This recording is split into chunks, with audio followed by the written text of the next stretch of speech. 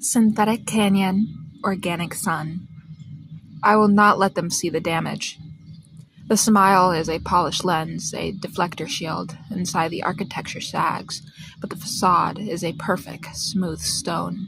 They ask if you are well, and the answer is a monument standing in a field of its own rubble. Grow uneasy in the face of silence.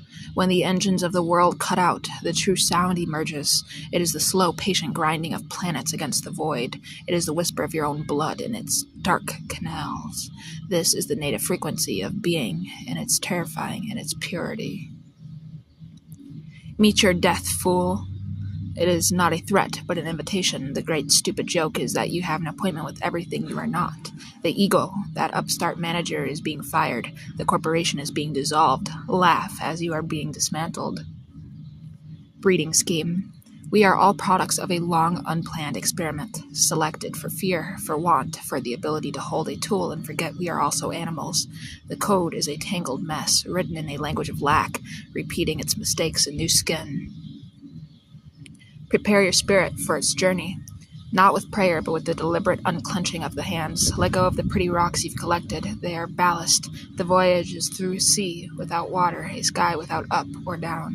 Your spirit is a ragged sail. Point it into the storm and hope it holds. Quick victory, a shallow triumph, a paper crown. It satisfies the hunger for an hour, but the belly of the soul is bottomless. These are the snacks offered by the world to keep you from seeking the true, impossible feast. Take your time, be sure. The universe is not in a rush. It has all of time to forget you. Your haste is a spasm, a twitch against the inevitable. Move like the sap in the tree with a slow, sure knowledge of the direction of the light. The moments of study are insurance of success. Watch the patterns, the way the predator circles, the way the system rewards compliance. Knowledge is not power. It is a set of picks for the locks on your cage. Learn the mechanism from the inside. To never be surprised again. This is the ultimate armor, to see the betrayal in the lover's eye before they feel it themselves, to sense the collapse in the foundation's first faint sigh. It is a lonely, quiet kingdom, but the walls are very, very high. Tricks within tricks within tricks. You peel the onion of reality, layer by stinging layer, expecting a core. There is only another, smaller, more perfect onion. The game is infinite, and the only way to win is to love the peeling. Why prolong the inevitable? Because the prolonging's the point. The dance is not about the final bow. It is about the strain of the muscle, the sweat on the brow, the terrible, beautiful ache of a body in motion against the great, stopping force. Soporific. The world administers its tranquilizers through 1,000 tiny needles. The screens glow, the easy answer, the pre-chewed thought. It is a gentle, willing descent into a warm, well-lit sleep. The fight is to stay awake and raw. Shed sham and pretense. Let the costume fall away. Stand naked in the synthetic canyon. Let them see the animal you are, stripped of its office, its language, its gods. In that raw truth, however ugly, is the first spark of a real power.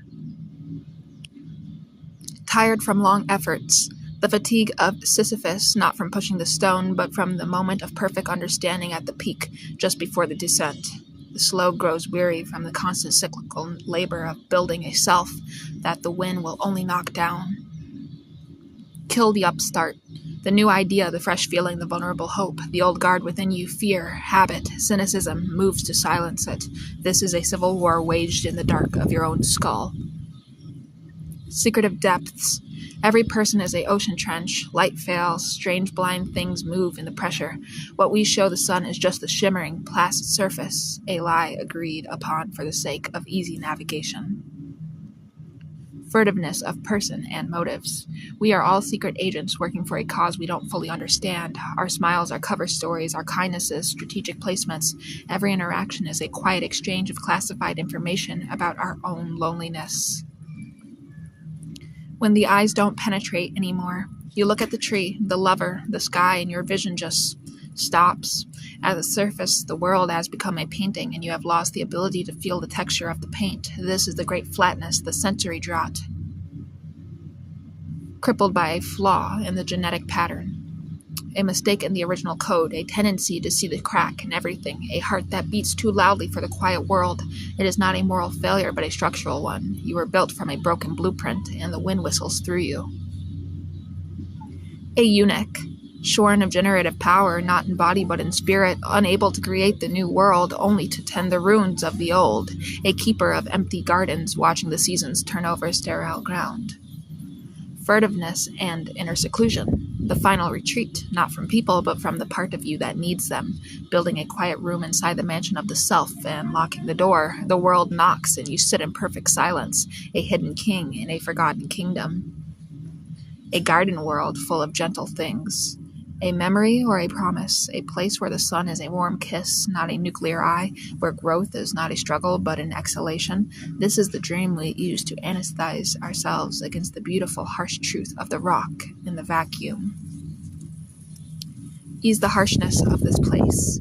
With a kind word, a shared bottle, a moment where two trenches connect and the pressure equalizes.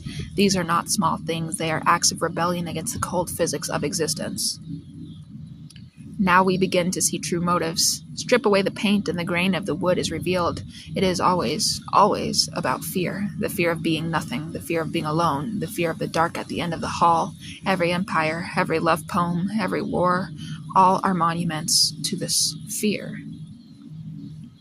Abuse acknowledgement. Yes, it happened. The world put its hands on you and left a mark. The scar is a fact, a part of the landscape. To build a shrine around it is to worship the wound. To ignore it is to lie about the shape of the land. You must build your house right on top of it. Vapid emotions on blast. The carnival of the surface, where every feeling is a bright, loud, disposable firework, a performance for an audience of strangers. It is noise designed to drown out the deep, slow, terrifying current of the real. Loose people upon the universe. We are untethered, a species of beautiful weeds blown across the stars, taking root in toxic soil. Our greatest gift and our final curse is our refusal to stay where we belong. Remember dignity. A flicker from a time before the fall, the posture of a king in the body of a slave. It is not a memory of what was, but a premonition of what could be. A North Star in a personal dark age. Dowry. The baggage you bring to the marriage with the world, your trauma, your joy, your peculiar madness, it is all you have to offer. Present it openly. The right partner will not flinch.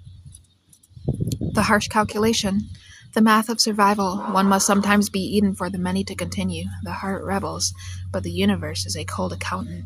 It does not hate you, it is merely balancing its books.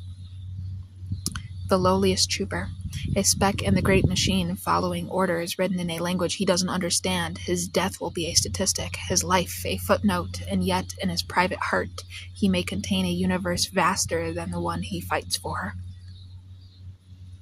Not the universe's strongest soldier. A relief to admit it. You are a fragile thing made of water and momentary electrical sparks. You are not built for the long war against entropy. You are built for a brief, brilliant flare. Do not try to be the fortress. Be the flash of light.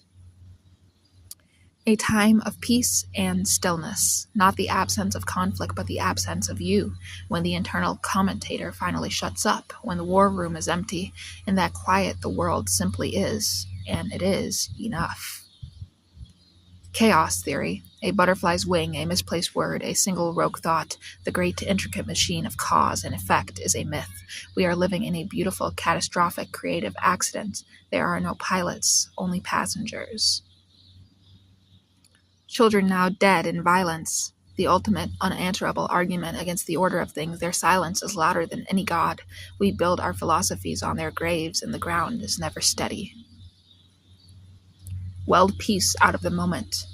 It is not found, it is forged.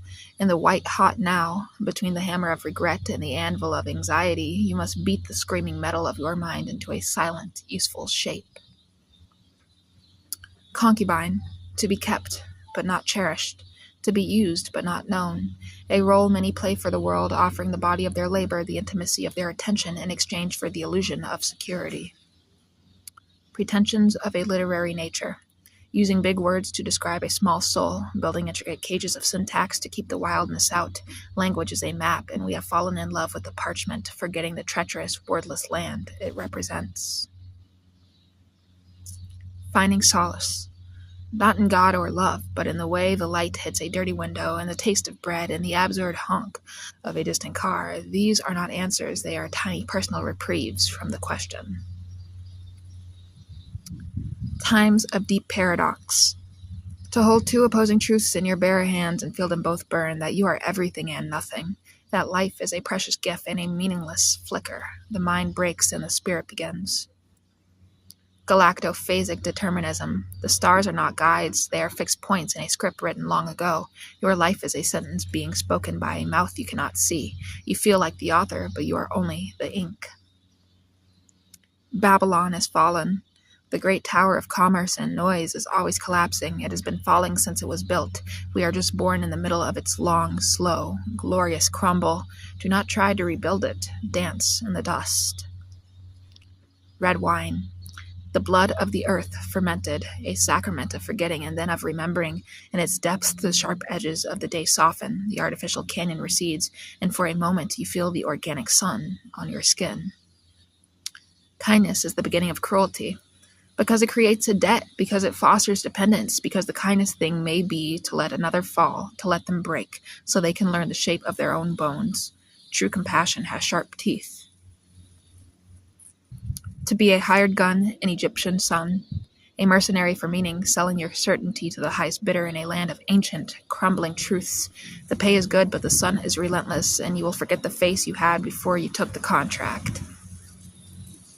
To be a lump between lungs, an obstruction, a growth, something that does not belong, that causes a cough in the smooth machinery of life. The body or the body politic will try to expel you or absorb you, or worst of all, learn to live with the discomfort you cause. To be a hunk of molder plastic, a thing shaped for a purpose you never knew, now melting back into formlessness, the bright color fading, the sharp edges going soft, a return to the primordial ooze, the soup of potential. It is not a death, but a unmaking. As mortals, we can try. Our only true credential, we are not here to succeed, we are here to attempt to build sandcastles against the tide of time. The universe will erase them, but the impulse to build is the fingerprint of something divine. Offend everyone, all at the same time. This is the way. Speak a truth so raw it violates every polite agreement. Break all the idols in the temple with a single swing. In the resulting silence, you will know who you are standing alone in the wreckage. I forgot my sickness. A moment of grace when the pain, the lack, the fundamental flaw is forgotten. Not cured, but overlooked. In that gap, life rushes in, unmediated. Perfect. It never lasts, but it proves the thickness is not all you are. The armor of the superficial. Lipstick luck. A slash of color on the mouth as a defiance against the gray. A small, brave spell cast in a mirror before stepping out into the hungry world. It doesn't change anything, and it changes everything. Can I get a witness? A call into the canyon, not for validation, but for confirmation. Is this real? Do you see it too? This shared perception is the only church we have left. The echo of your voice against the rock is the only amen you will receive.